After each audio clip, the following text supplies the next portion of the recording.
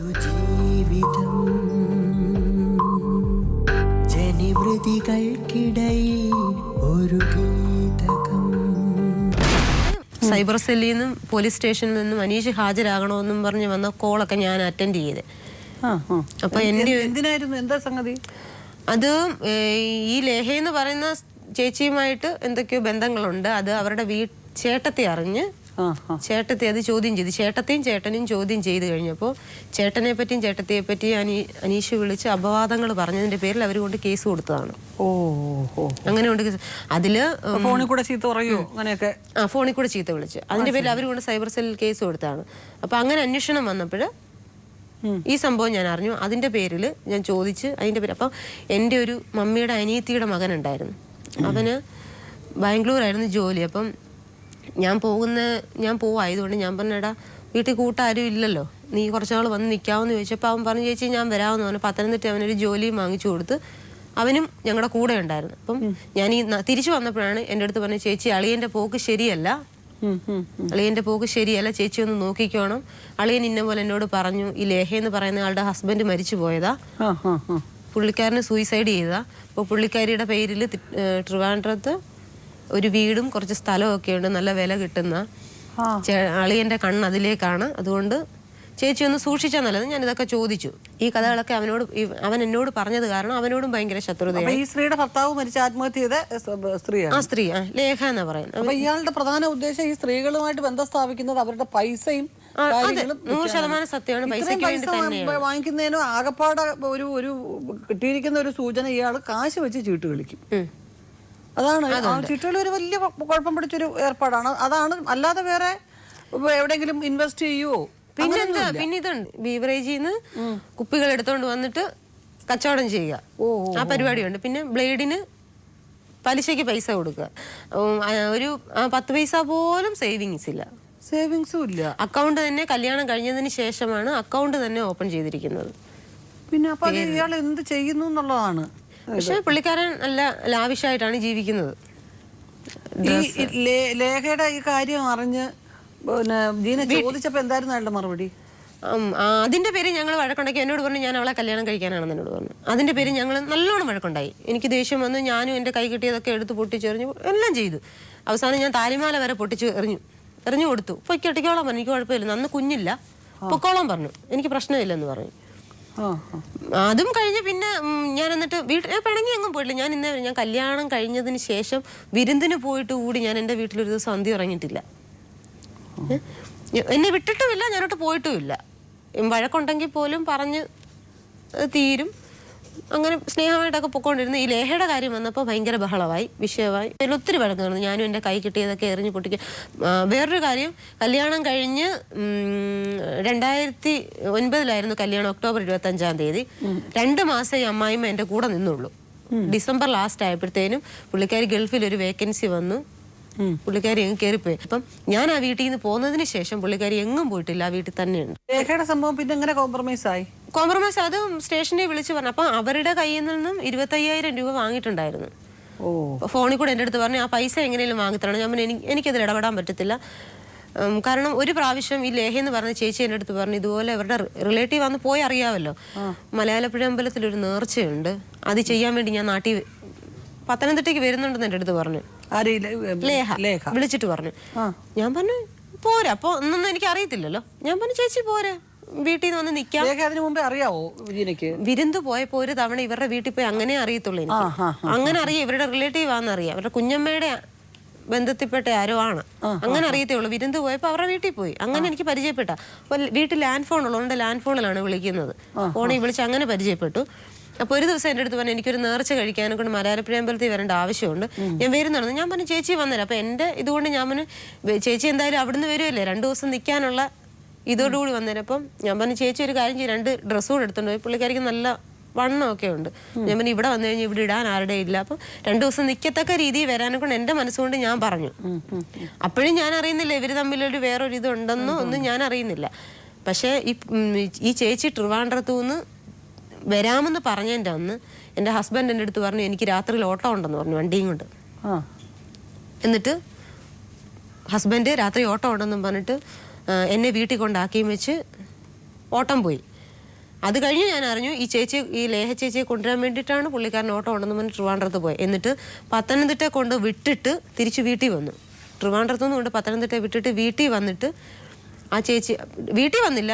പത്തനംതിട്ട ഒരു ഗുജറാത്ത് മേള എന്ന് പറഞ്ഞൊരു മേള നടക്കുന്നുണ്ട്. അത് പത്തനംതിട്ട ബസ് ഇറങ്ങിയിട്ട് 2 കിലോമീറ്റർ ഉള്ളിൽ പോയാലേ ആ മേള നടക്കുന്നിടത്ത് ചെല്ലത്തുള്ളൂ. പുള്ളിക്കാരി അവിടെ വിട്ടിട്ടാണ് വരുന്നത്. അപ്പം പത്തനംതിട്ട ഞാനൊരു വർഷം ഒരു ട്രാവൽ ആൻഡ് ടൂറിസ്റ്റിൽ ജോലി ചെയ്തിട്ടുണ്ടായിരുന്നു. അപ്പോൾ അവിടെ ഉള്ളൊരു ചേച്ചി എന്നെ കണ്ടിട്ട് പറഞ്ഞു, ഇതുപോലെ പുള്ളിക്കാരനെ കണ്ടു, വേറൊന്നും അർത്ഥത്തിൽ പറഞ്ഞില്ല, ഇന്നപോലെ കണ്ടു, ഒരാളെ ഇറക്കി വിട്ടിട്ട് പോന്നേ ഉണ്ടെന്ന് പറഞ്ഞു. അത്രേ ഉള്ളൂ. അപ്പൊ അത് ലേഖയാണെന്നുള്ളത് മനസ്സിലായി. അതൊക്കെ കഴിഞ്ഞ പിന്നാണ് എനിക്ക് മനസ്സിലാവുന്നത്. അപ്പം ഇവിടുന്ന് കുറെ വന്നപ്പോൾ എനിക്ക് 2 ഡ്രസ്സ്, അനീഷിന് 2-3 ഡ്രസ്സ്, ഇതെല്ലാം കറക്റ്റായിട്ടുള്ള അളവിന് മേടിച്ചുകൊണ്ട് വന്നു. അപ്പോഴും ഞാൻ സംശയിക്കുന്നില്ല. പുള്ളിക്കാരി 3 ദിവസം വീട്ടിൽ നിന്നു. ആദ്യത്തെ ദിവസം മലയാളപ്പുഴ അമ്പലത്തിൽ പോയി, 2ാമത്തെ ദിവസം അപ്പം ഈ വന്ന് നിന്ന് കഴിഞ്ഞ് 2ാമത്തെ ദിവസം തന്നെ എനിക്ക് ഇവർ തമ്മിലുള്ള സംസാരം വെച്ച് മനസ്സിലായി. എനിക്ക് സംശയം തോന്നി തുടങ്ങി. ഞാൻ പക്ഷെ ചോദിച്ചില്ല. അപ്പം മൂക്കിനെന്തോ ഒരു ചെറിയൊരു സർജറി ചെയ്തിട്ടാണ് പുള്ളിക്കാരി വന്നത്.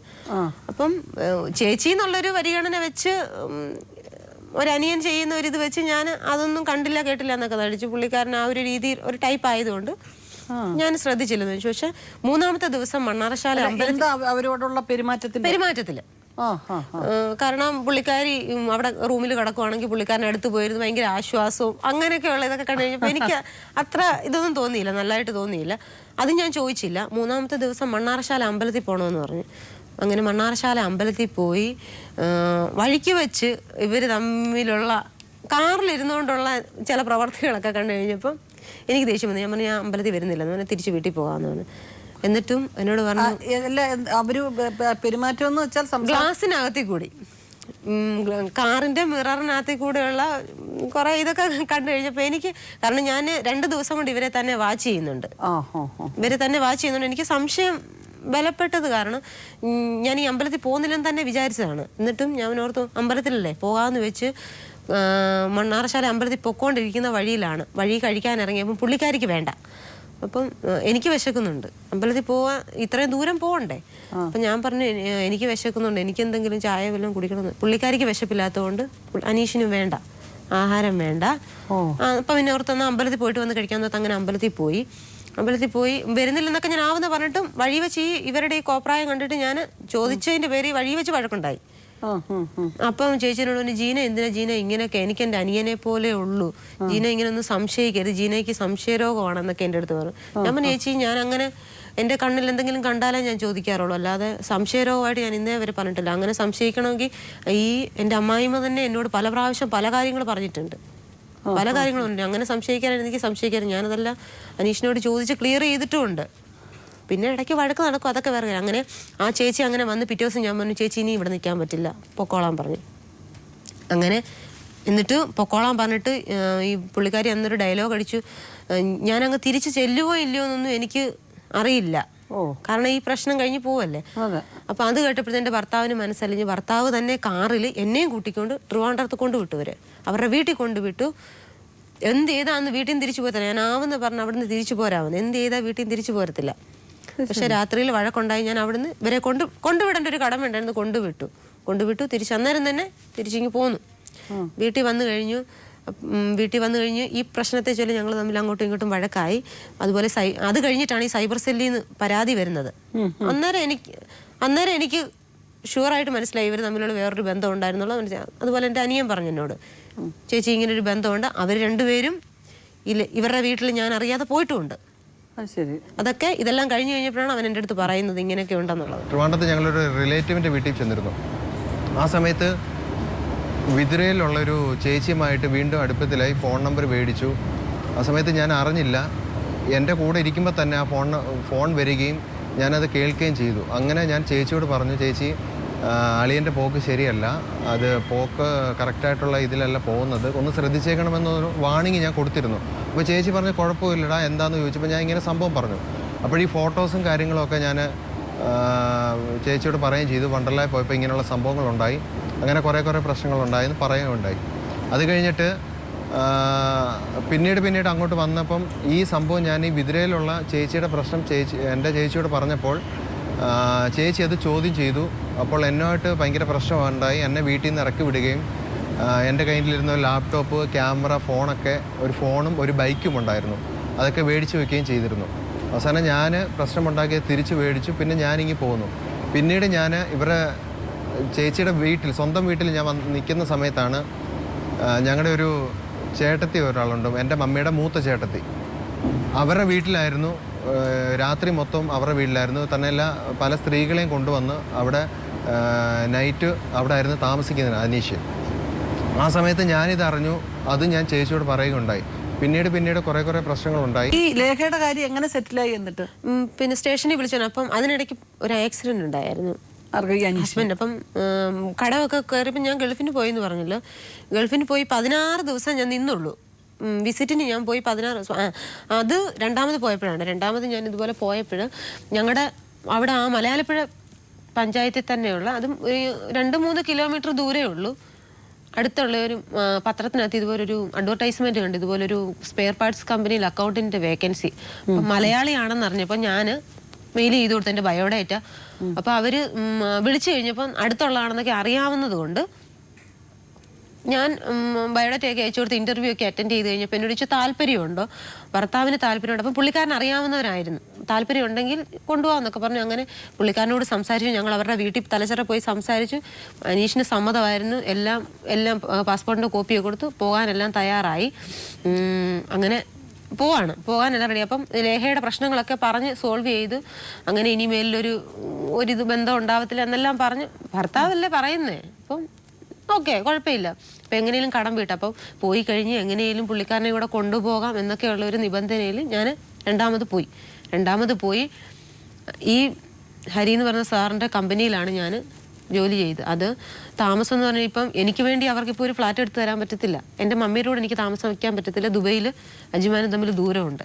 അപ്പം അക്കോമഡേഷൻ എന്ന് പറയുമ്പോൾ ഒരു വില്ല എടുത്തിട്ടിട്ടുണ്ട് ആ കമ്പനി സ്റ്റാഫുകൾക്ക് വേണ്ടി. അത് ഒരു വില്ലയിൽ 4 റൂം സെപ്പറേറ്റ്. അതിൽ 2 റൂം ഫാമിലി താമസിക്കുന്ന, ആ ഫാമിലിയുടെ നടുക്കുള്ളൊരു സെൻറ്റർ റൂമാണ് എനിക്ക് തന്നിരുന്നത്. ഒന്നിൽ ഈ ഹരി എന്ന് പറയുന്ന സാറ്, പുള്ളിക്കാരൻ്റെ ഫാമിലിയായിട്ട് അവിടെയാണ്. പക്ഷെ മക്കളുടെ പഠിപ്പ് കാരണം ചേച്ചിയെ 6 മാസം കൂടി ഇരിക്കുമ്പോൾ അങ്ങനെ ആ ഒരു ഇതില്ല. ഇപ്പൊ പറഞ്ഞിരിക്കുന്നത് ഞാൻ അവിടെ പോയി ഈ സാറിന്റെ കൂടെ ആയിരുന്നു എന്നാണ് ഇപ്പോഴത്തെ കഥകൾ. ആ കമ്പനിയിൽ 16 ദിവസം ജോലി ചെയ്തു. അന്ന് വൈകിട്ട് ഇതുപോലെ ജോലി ചെയ്തിട്ടുണ്ട്. ഓഫീസിൽ വെച്ച് തന്നെ ആ സാറിനൊരു ഫോൺ വന്നു, നാട്ടിലൊരു ആക്സിഡന്റ് നടന്നു, അനീഷിന് സീരിയസ് ആണ്, എന്നെ കയറ്റി വിട്ടേ പറ്റത്തുള്ളൂ. അപ്പം സീരിയസ് ആയിട്ടുള്ള ഒരാളും സാറിനെ വിളിച്ച് സംസാരിച്ചു.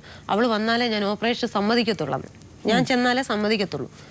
അങ്ങനെ എന്നോട് പോലും ചോദിക്കാതെ ആ സാറ് അന്ന് തന്നെ വൈകിട്ടത്തെ തന്നെ ടിക്കറ്റ് എടുത്ത് ഞാൻ അന്ന് തന്നെ ഇവിടെ നാട്ടിൽ തിരിച്ചെത്തി. 16-ാമത്തെ ദിവസം രാത്രി തന്നെ നാട്ടിൽ തിരിച്ചെത്തി. 17-ാം തീയതി രാവിലെ ഞാനിവിടെ വന്നു. അങ്ങനെ ഹോസ്പിറ്റലിൽ വന്ന് ഞാൻ ഒപ്പിട്ട് കൊടുത്തതിന് ശേഷമാണ് ഓപ്പറേഷൻ ചെയ്യാമെന്ന് പുള്ളിക്കാരനെ സമ്മതിച്ചത്.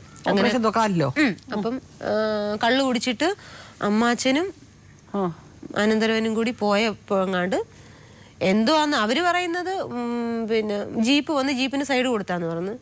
പക്ഷെ ബൈക്കിൽ നിന്ന് മറിഞ്ഞ് വീണു, കാലിന് ഒടിവൊക്കെ ഉണ്ടായിരുന്നു. ഇപ്പോഴും ആ കമ്പി കിടപ്പുണ്ട് കാലല്ലേ.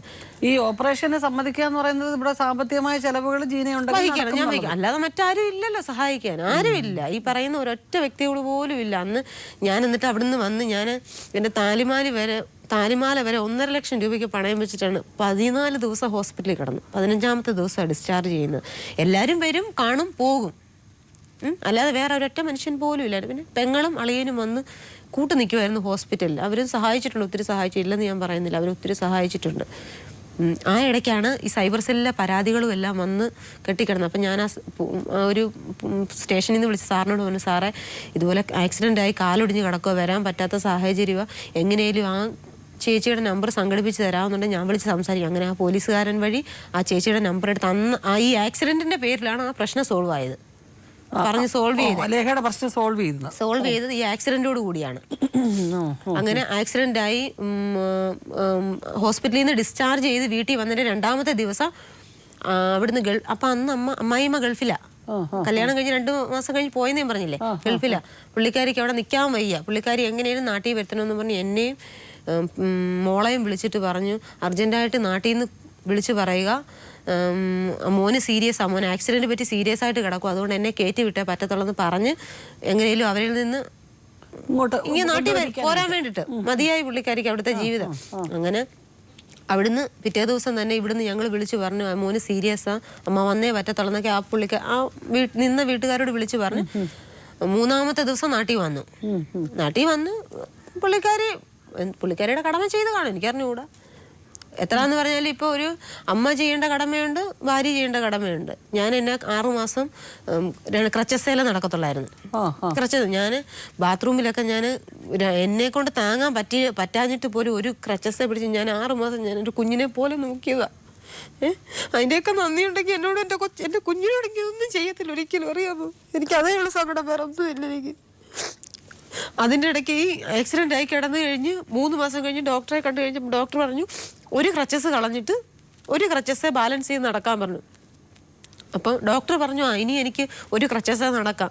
ആ സമയത്ത് അതിൽ മണി ചെയിൻ്റെ ഒരു ഇത് വന്നത്, ആൾക്കാരെ കൂട്ടി കഴിയുമ്പോൾ കാശ് കിട്ടുമെന്നൊക്കെ പറഞ്ഞപ്പോൾ ഓട്ടോ അങ്ങനെ കിടന്ന് ഓട്ടോ അങ്ങ് വിറ്റു.